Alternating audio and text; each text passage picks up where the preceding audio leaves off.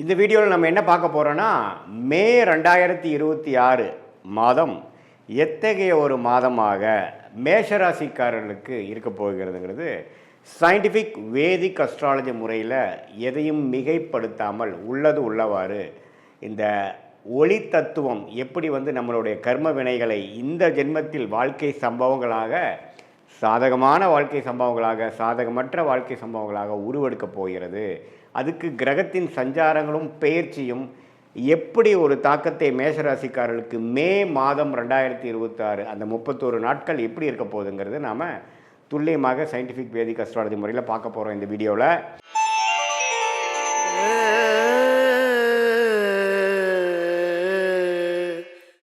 ஆண்டு கிரகம் என்று சொல்லப்படுகிற குரு 3ஆம் இடத்திலே நீடித்திருக்கிறார். சனி விரயசனியாக 12ஆம் இடத்தில் இருக்கிறார். ராகு 11ஆம் இடத்திலும் கேது 5ஆம் இடத்திலும் நீடித்திருக்கிறார். அதில் எந்த ஒரு மாற்றமும் நாம் மே மாதம் பார்க்க போகிறதில்ல. ஜூன் மாதத்துக்கு அப்புறம் தான் குரு பயிற்சி நடக்கிறதுங்கிறது உங்களுக்கு தெரியும். சரி, அப்படி இருக்கும் பொழுது செவ்வாய்ங்கிற அந்த ராசி அதிபதி எப்படி இருக்கிறார் அப்படின்னு பார்த்தா முதல் 2 வாரத்துக்கு 12ஆம் இடத்துல இருந்து அதுக்கப்புறம் 3வது 4வது வாரத்துக்கு ராசிக்குள்ளேயே செவ்வாய் வரார். சரி, ராசிக்குள்ளே செவ்வாய் வரப்போ யாரோட சேர்றாரு அப்படின்னு பார்த்தா சூரியனோட சேர்றார், புதனோட சேர்றார். சூரியனும் புதனும் ராசிக்குள்ளேயே இருக்கிறார்கள்ங்கிறது நம்ம தெரிஞ்சுக்கணும். 2ஆம் இடத்துல சுக்கிரன் பார்த்திங்கன்னா முதல் 2 வாரத்திலிருந்து 3வது 4வது வாரத்தில் 3ஆம் இடத்துக்கு மாறுறார். ஸோ சுக்கிரனின் சஞ்சாரம் மேஷராசிக்கு ரொம்ப நல்லா இருக்குது. அதே சமயத்தில் சூரியன் ராஜோகாதிபதி சூரியன் ராசிக்குள்ளேயே வருவது ரொம்பவும் நல்லது. அதே சமயத்தில் குரு 7ஆம் இடம்ங்கிற திருமணம், குடும்பம், நண்பர்கள் ஸ்தானத்தை பார்த்து நீடித்திருப்பது நல்ல ஒரு முன்னேற்றத்தை கொடுக்குது. பட் சனி 12ஆம் இடத்துல இருக்கிறதுனால விரயங்கள் நிறையா போய்கொண்டு இருக்கிறது. உங்களுக்கு கடந்த ஒரு 6-7 மாதமாகவே பார்த்திங்கன்னா என்னதான் வருமானங்கள் இருந்தாலும் சுப செலவுகள் கொண்டு இருக்கிறது. குழந்தைகளுக்காக செலவு பண்ணுறது, ஒரு நல்ல ஒரு இன்வெஸ்ட்மெண்ட்டுக்கு ஒரு பணத்தை முதலீடு செய்வது, அதே மாதிரி சில ஃபங்க்ஷன், சில சுப விஷயங்கள் நடத்துவதற்காகவும் சில பிற்காலத்துக்கு வரக்கூடிய ஒரு ஒரு ஒரு பலனுக்காக இப்போ நம்ம சில முதலீடுகள் செய்வதற்காகவும் நம்ம விரயசனியாக மேஷராசிக்காரர்கள் நல்லாவே செஞ்சு கொண்டு இருக்கிறார்கள். அதில் ஒரு நல்ல தசாபுக்திகள் போயிருக்கிறவங்க உபயோகமான ஒரு சுப முதலீடாகவும், தசாபுக்திகள் சுமாராக போகாமல் ஒரு மாதிரி பிரச்சனைக்குரிய தசாபுக்திகள் போகும்பொழுது ஒரு வீண் விரயமாகவும் போய்கொண்டு இருக்கிறதுங்கிறது தான் உண்மை. ஸோ இத்தகைய ஒரு மேஷராசிக்காரர்களுக்கு முதல் 2 வாரம் பார்த்திங்கன்னா ராசி 12ஆம் இடத்துலேருந்து செவ்வாய் சனியோடு சேர்ந்து சில பிரச்சனைகள், ட்ராவலிங்கில் சில இடைஞ்சல்கள், அலைச்சல்கள், விரயங்களில் ஒரு பிரச்சனைகள், உடல் உபாதைகள், வம்பு வழக்குகள், கடன் பிரச்சனைகள், இது மாதிரி கொஞ்சம் ராசி அதிபதி சனியோட சேர்றதுனால மேஷராசிக்காரன் கொஞ்சம் டிஸ்டர்ப் ஆகக்கூடிய அமைப்புகள், எண்ணத்தை சொல்லி எண்ணத்தை பண்ணிங்கிற மாதிரி ஒரு மாதிரியான ஒரு மன சஞ்சலனத்தை கொடுக்கக்கூடிய அமைப்பு முதல் 2 வாரம் இருக்குது. அதுக்கப்புறம் 3rd and 4th வீக் கிட்டத்தட்ட மே 15க்கு அப்புறம் பார்த்திங்கன்னா ராசி அதிபதியே செவ்வாயே ராசிக்குள்ளே வருவது மிகவும் அருமை. ஸோ அது சூரியனோட சேர்ந்துருக்கிறது அருமையான விஷயம். சனி விட்டு விலகிறாரு பாருங்க, அது ரொம்ப நல்லது.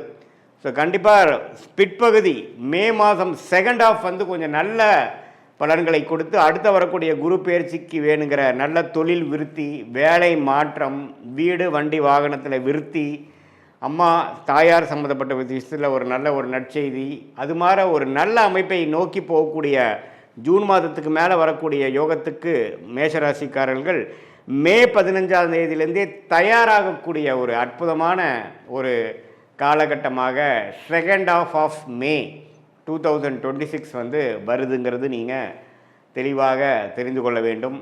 இது ஒரு நல்ல ஒரு விஷயந்தான்.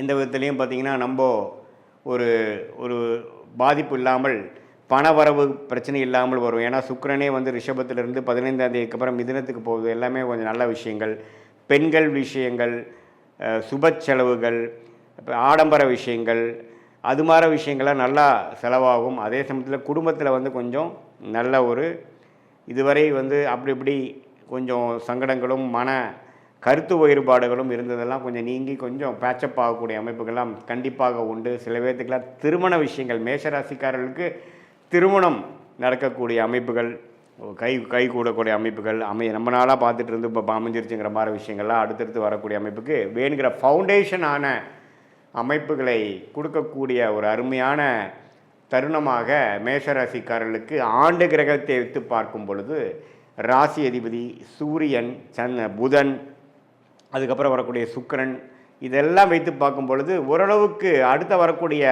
குரு பயிற்சிக்கு தயாராகக்கூடிய அந்த பலன்களை பெறக்கூடிய அமைப்புக்கு வேணுங்கிற வாழ்க்கை சம்பவங்கள் ஒரு ஃபவுண்டேஷனாக அடிப்படையாக அமைத்து கொடுக்கக்கூடிய ஒரு அற்புதமான மாதமாக, குறிப்பாக சொல்லணுன்னா செகண்ட் ஹாஃப் ஆஃப் மே மாதம் வருதுங்கிறது நம்ம தெரிஞ்சுக்கணும்.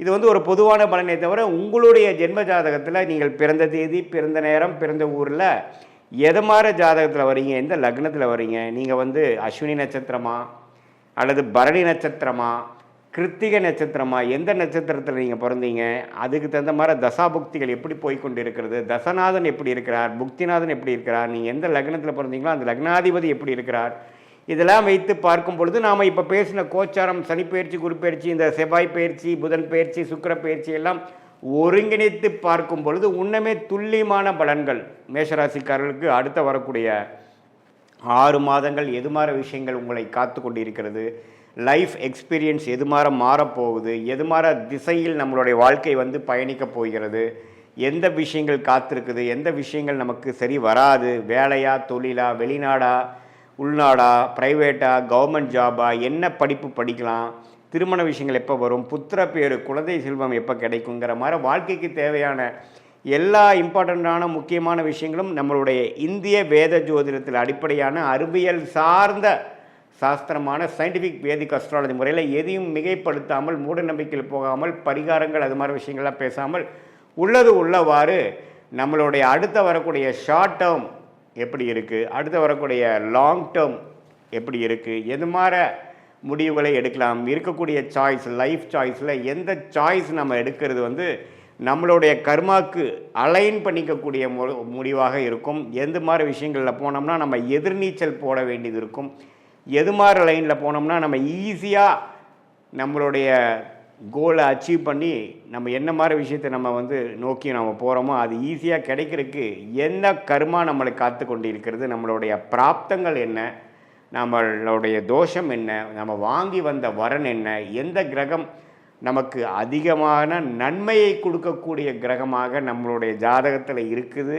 அந்த கிரகத்தின் சார்ந்த படிப்பு, வேலை, அணுகுமுறை, நம்மளுடைய முயற்சி அப்படிங்கிற மாதிரி விஷயங்கள்லாம் நம்ம போனோம்னா வாழ்க்கையில் எளிதில் பிரச்சனை இல்லாமல் பின்னோக்கி போகாமல் முன்னோக்கி போய் எளிதில் கடன் பிரச்சனைகள், தேவையில்லாத பண விரயங்கள், தேவையில்லாத சமய விரயங்கள், டைம் லாஸ், டைம் வேஸ்ட், அது மாதிரி விஷயங்களெல்லாம் தவிர்த்து என்ன செய்யணுமோ அது கரெக்டான டைமில் அந்தந்த நேரத்தில் செய்து, சம்டைம்ஸ் சிலதெல்லாம் நம்ம ட்ராக் ஆகி போயிட்டுருக்கிறப்ப நம்ம ஃப்ரஸ்ட்ரேட் ஆகாமல் பொறுமையோட எந்தெந்த நேரத்தில் எது எது செய்வது நல்லதுங்கிற டைம் லைன்ஸ், எப்படி ஒரு கூகுள் மேப் பார்த்திங்கன்னா நம்ம போகக்கூடிய ரூட்டில் என்னென்ன விஷயங்கள் இருக்குது, டிராஃபிக் எங்கே அதிகமாக இருக்குது, எந்த இடத்துல நம்ம டேர்ன் பண்ணணும், எந்த எக்ஸிட் எடுக்கணும், லெஃப்டா ரைட்டா, எவ்வளோ கிலோமீட்டர் இருக்குங்கிறத காட்டுதோ அதே மாதிரி இந்திய வேத ஜோதிடத்தில் அடிப்படையான சயின்டிஃபிக் வேதிக் அஸ்ட்ராலஜி உங்களுடைய ஜாதகத்தில் இருக்கக்கூடிய நிலுவு சொல்லுகளை புரிந்து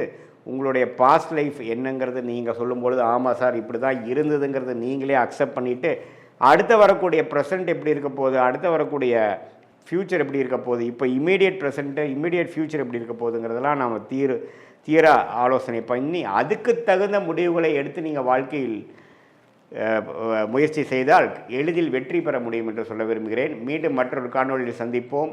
நன்றி, வணக்கம்.